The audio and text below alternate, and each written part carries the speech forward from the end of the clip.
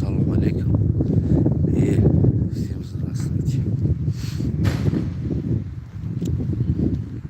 Сегодня немножко буду говорить на русском.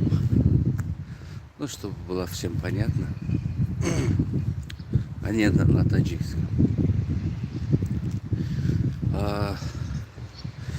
Сегодня ночь я посмотрел несколько роликов.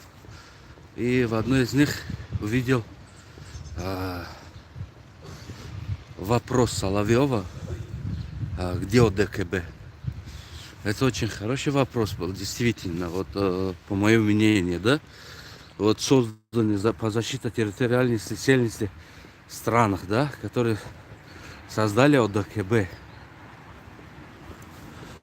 По закону Российской Федерации уже Херсон является российской территорией, часть России. Но и тут Соловьев спрашивает, где ОДКБ, почему не защищает нашу территориальную целостность.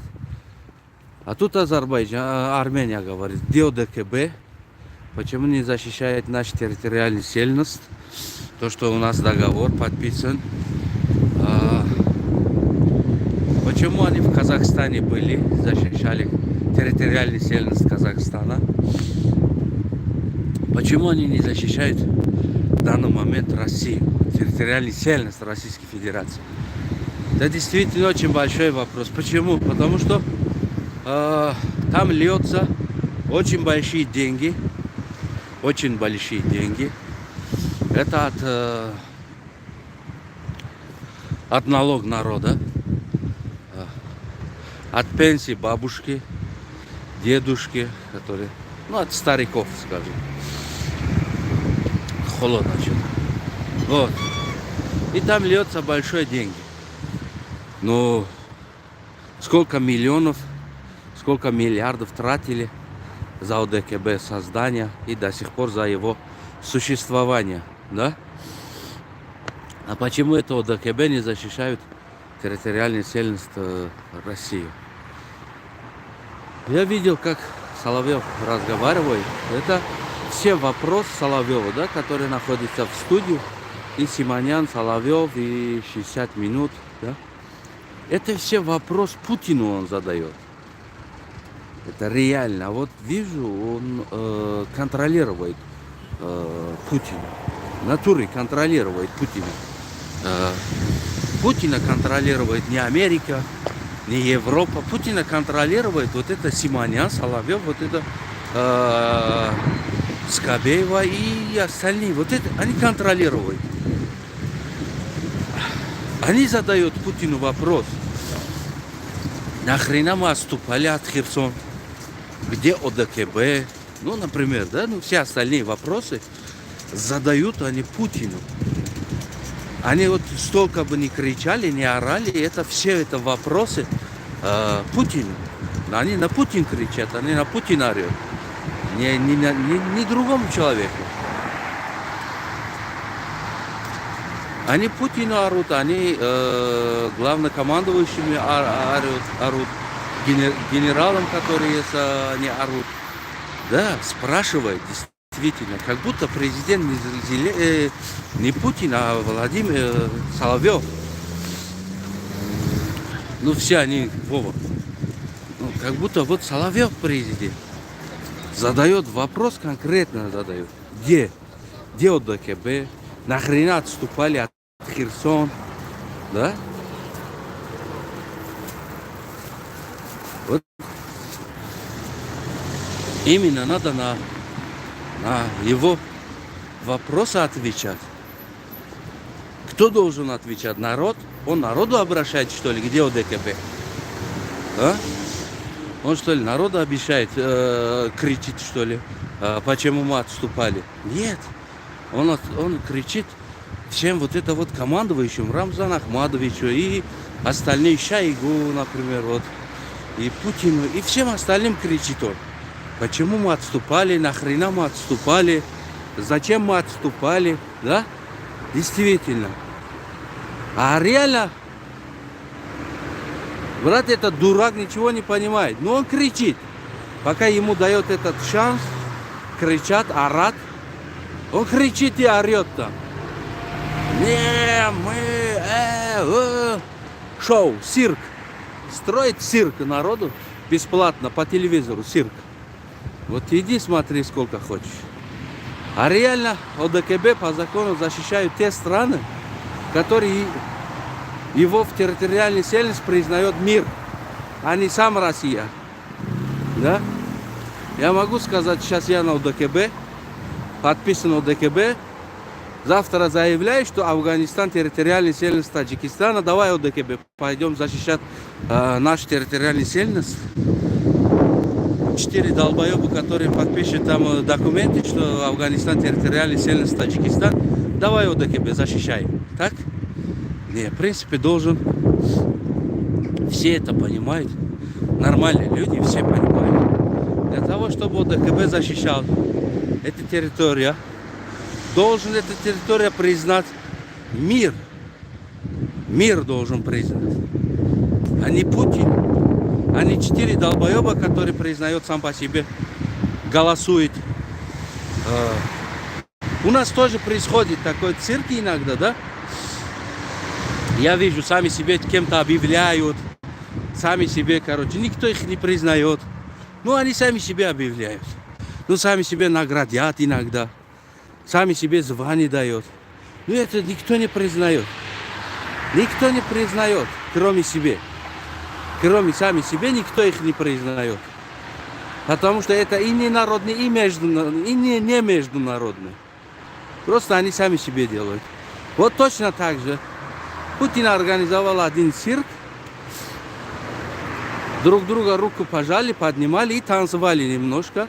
Какой-то бумага подписали, что мы с Россией. Вот сегодня видно, как Херсон освободился. Вот видно вот это референдум. Вот мы видим, как провели это референдум. Как 90% народ согласился быть с Россией. Вот видно. Народ прямо по ночам танцует на улице за свое освобождение. Народ прямо на колени сидит перед своим воином.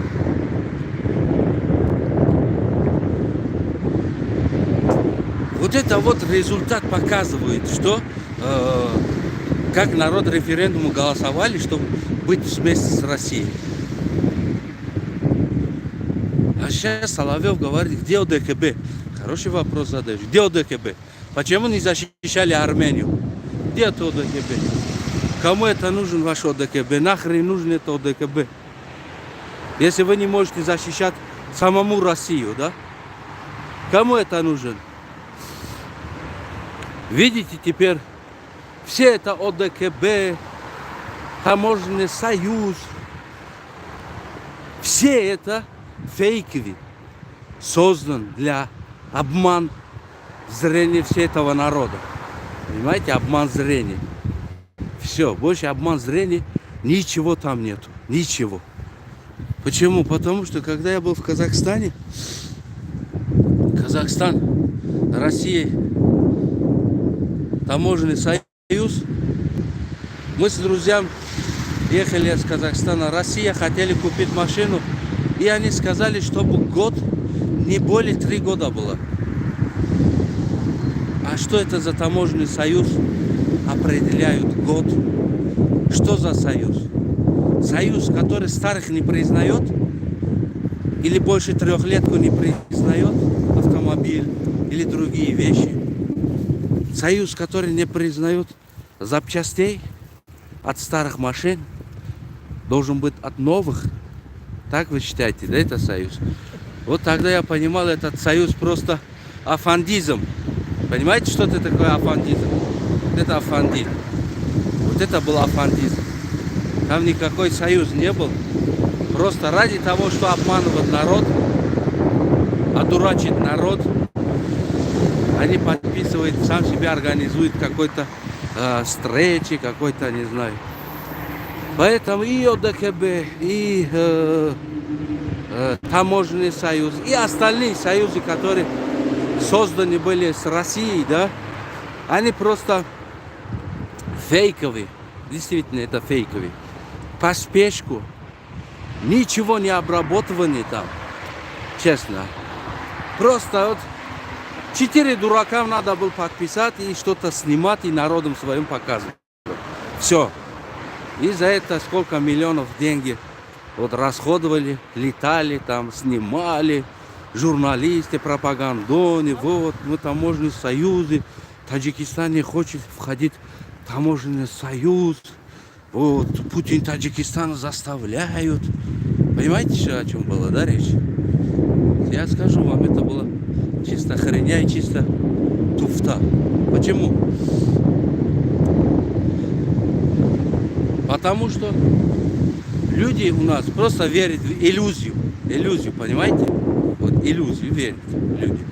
Вот они так и воспользуют этой иллюзию. Якобы Эмомали Рахмон Рекет якобы не хочет быть в таможенном союзе, якобы то не хочет. Вот теперь от Нового года поднимается, слышал, что говорят, поднимается патент иммигрантов, ну, рабочих людей, патент поднимается. Ну, конечно, поднимается. Куда денется? Надо же бюджет как-то наполнять, а там один из Таджикистана 3 миллиона. А остальные 20-30 миллионов иммигрантов. Ну, нормально. Отдает по 7 тысяч рублей, 6800 каждый месяц. Ну, 20 или 15 или 10 миллионов человек. По 6500 каждый месяц отдает. Хоть какой-то бюджет наполняет. Но при этом мы работаем на воздух, люди, наши люди. Они ни хрена, ни черта не понимают. 20-15 лет люди работают. У них нет трудовой книжки. Они нигде пенсии не получают. У них нет медицинской страховки. Когда они болеют, никто их не лечит просто так, за страховку. Но при этом они платят налог не под виду налога, а под виду какой-то патент. Под виду какое-то разрешение. Разрешение один раз бывает, а не каждый месяц. А у нас разрешение работа, говорит, и каждый месяц вы платите. Каждый месяц вам разрешают, чтобы работать по 6 тысяч рублей. Ну вот так вот лохотрон, обман. Вот нормально пока идет, пока катится. Без лоха жизнь плохо, говорят. Ну, значит, народ лох. Вот и пока это лоха используют нормально, без проблем. Реально я говорю. Сейчас уже вот Туран собираются. Я тоже начал критиковать Туран, почему мы там нету. Территориальная целостность наша входит там, например, Самарканд, Бухара, ну, который столица, это Азия, это мат Азия. Это принадлежит всем народам Азии, да? Ну да, мне сказали, если хотите, мы пока создадим, не торопись, реально, вот, были такие сигналы, вот не торопись, мы создадим все нормально, обязательно. Это как Евросоюз будет. Мы вас со стороны не оставим все равно. Вот. Есть такой вариант. Ну, я просто еще такой убедился, что, ну, понимаешь, это мой, скажем, предположение, которое есть, да, на дальнейшем. За освобождение уйгура, может быть, и отдает Таджикистан. Вот. Почему? Потому что важнее уйгур, туркоязычный, да, и более 40 миллионов человек. Может быть, так и они договариваются с Китаем, когда набирает сила, да. Два сильных человека, когда сидит, они будут решать или по-хорошему, или по-плохому. Смотреть с одной стороны, это мое предположение. Туркоязычных не оставляют просто так. Там. Они больше 40 миллионов. Вот. И я думаю так, я так предполагаю по такой сход игра. Понимаете? Вот ход игра, я понимаю, что может быть договаривается с Китаем. давай возьми эта страна горная, ну, освободи по-хорошему территорию уйгуров, да? Отдай независимость на уйгур, и все, они будут натура. Чтобы еще был сильнее. Ну, я вот так предполагаю, не знаю дальше, что будет. Ну, по моему предположению, оно идет так. Оно идет так, оно и так и будет.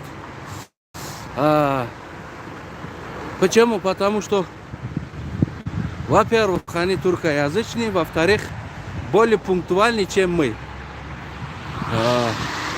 Столько лет они борются за свою свободу с такими, скажем, великими державами, которые держат мир, да, у них экономика, все, но они все равно борются за свою свободу. А мы сидим просто за свою свободу, танцуем. Понимаете? Я говорю, что они просто изучают наш менталитет, кто мы, стоим или не стоим, все равно. Вот.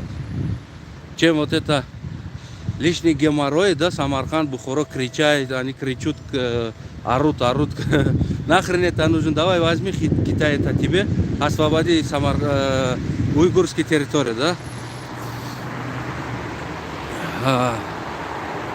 Но, может быть, оно и так и будет. Я просто вижу ход, как идет и как и должен быть идти на дальнейшем. Вот. Так что, товарищ Соловьев, давай, кричи дальше. Ори на Путина, где ОДКБ, где, почему не защищаете территориальную целостность Россию, да? Давай, Соловьев, кричи и ори. ОДКБ не может идти туда по правилам международным законам. Почему? Потому что это не референдум ваше и не ваше признание, что Херсон часть территории Российской Федерации. Никто это не признал, кроме вот это 4 циркаш, скажем, вот циркаш, который играет на цирк. Вот бывает же 4 циркаш. Вот один, скажем, как это называется? На цирк, как называется? Дирижер, да? Дирижер, да, который играют. И 4 обезьяны еще, скажем. Все. Вот дирижер, да? Дирижер, как это? Ну, вот это, который. И 4 обезьяны. Вот это вот точно такой же цирк. Один дирижер. Как это правильно было? Ну, так, короче, я не русский, чтобы мог и правильно выразиться это сказать. Я не русский, но я стараюсь говорить на русском, чтобы хоть с акцентом, хоть с ошибкой, да, чтобы было понятно вот, русскоговорящим. Ну, у нас за 100 лет все говорят почти на акцент. Нет, никто правильно не произносит русские слова. Потому что это нам чужой.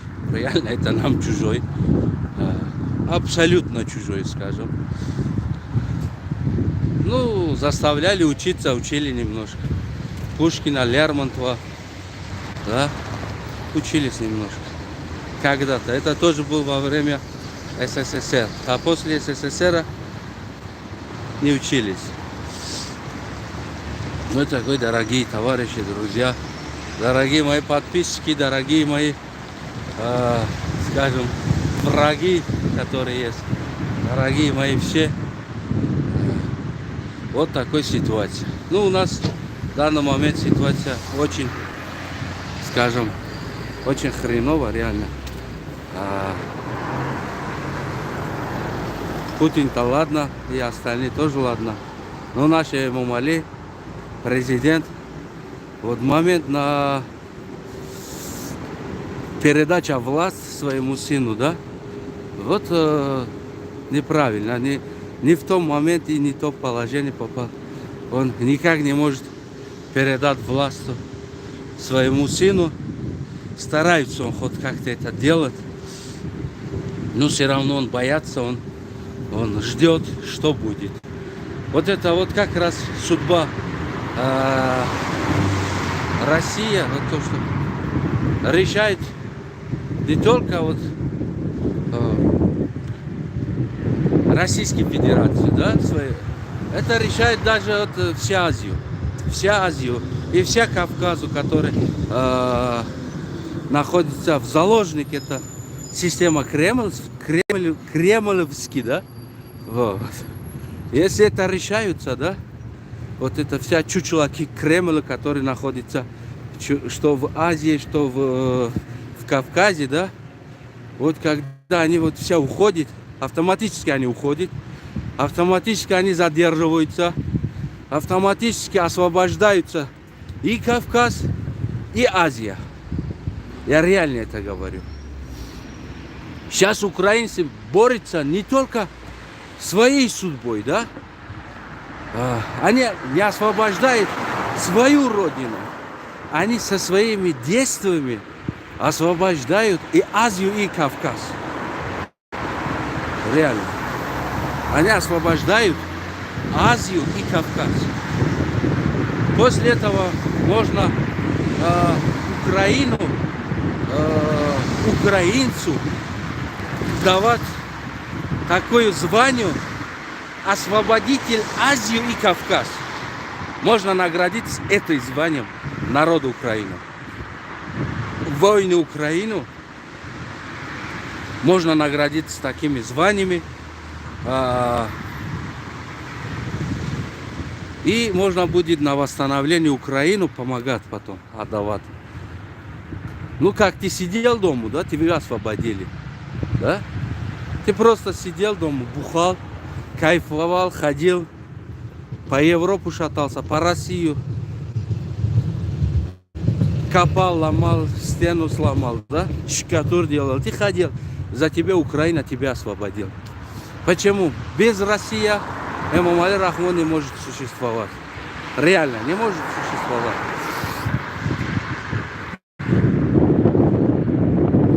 Держит его Россия.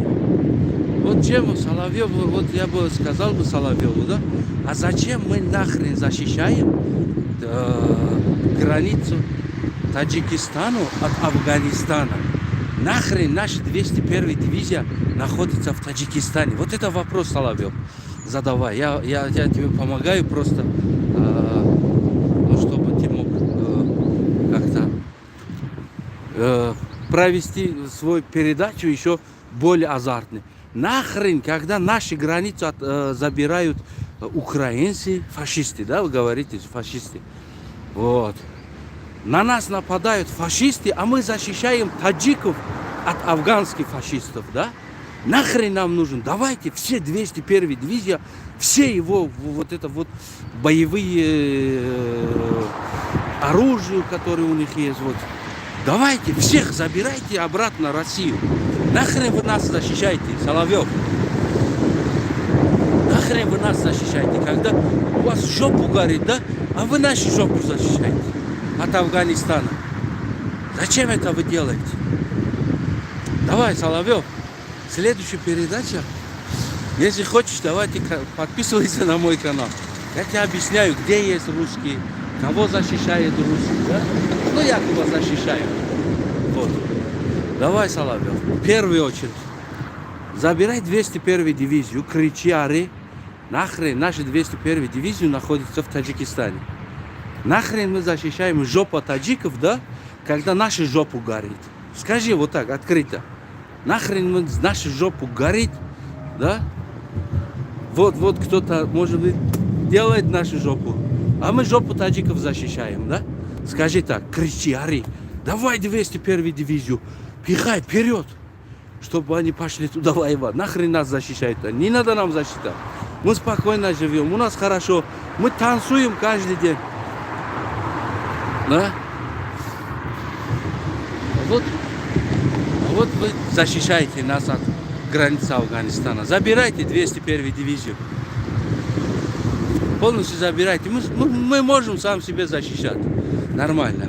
Почему? Потому что у нас была проблема Кыргызстана, мы сами решали, да? Но не было же там 201 дивизия по закону, они должны защищать границы Таджикистана, да? Но они же не были, так или нет? Ну как ОДКБ? ОДКБ должен защищать вот эту независимость странах, да? Ну сейчас вот у вас отобрали Херсон, да? Отобрали Херсон, вам дали просто хер. Просто алфавит хер дали вам и сказали, идите с хером домой. Где ОДКБ? Почему не защищаете? А нахрен, когда вы получаете сами хер, а вы защищаете нашу жопу, Таджикистан. И у нас нормально, мы танцуем, у нас есть пешво, у нас нормально все. Нахрен ваша 201 дивизия. Забирайте давай. Забирайте, кричи. Тут русские умирают, а вы таджиков защищаете. Вот, понимаете, о чем идет речь, Саламат. Вот здесь неправильно, например. Когда вы свои теряете, свои русские теряете. Русский человек умирает. Детей русский человек умирает, а вы какой-то таджиков защищаете. Что это такое, Саламат? Давай, братишка, заводи свою шарманку и иди вперед, короче, на студию, да? Начинай кричать, давай 201 дивизию. И у вас такие еще военные, где есть? Африка есть где-то. Да, вы как-то африканцев еще защищаете. Понимаете, Соловей? Вот такие ваша армия дохуя где есть еще. Давай, Соловьев, будь здоров, братишка. Самое главное, не болей. Кричи, забирай 201 дивизию оттуда. Нахрен нам не нужен. Защищай себе, защищай.